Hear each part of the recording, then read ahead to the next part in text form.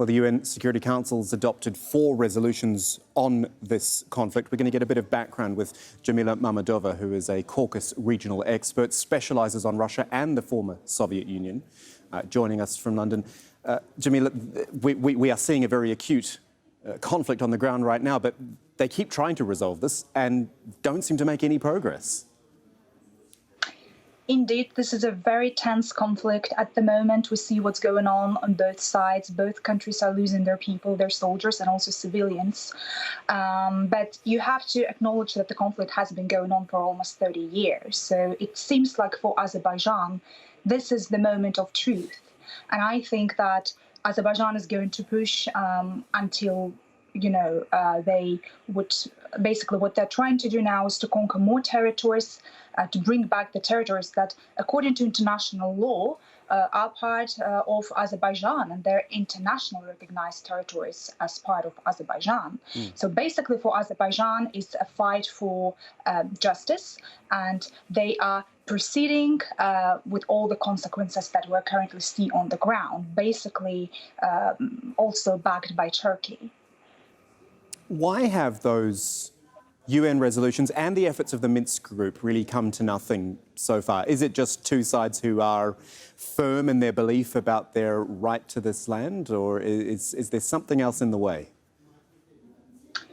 Well, I think that we have to realize that Armenia has and is being supported by Russia, although both Russia and Armenia accept the fact that Nagorno-Karabakh is part of Azerbaijan. I think that Azerbaijan, to be honest, has been extremely patient in trying to resolve this conflict through diplomatic means. So we have seen numerous meetings of the OECD, members. We have seen Russia,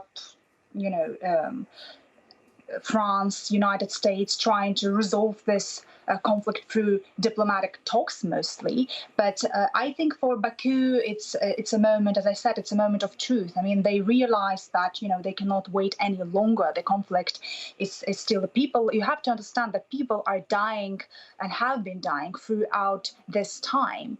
And something has to be done about this.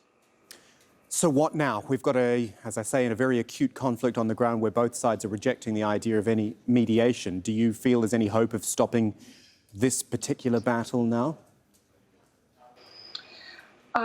It's a very delicate situation because other powers are involved in it as well. We can see Turkey being quite supportive verbally, but also there was an information there about Turkish planes flying in and out from Azerbaijan.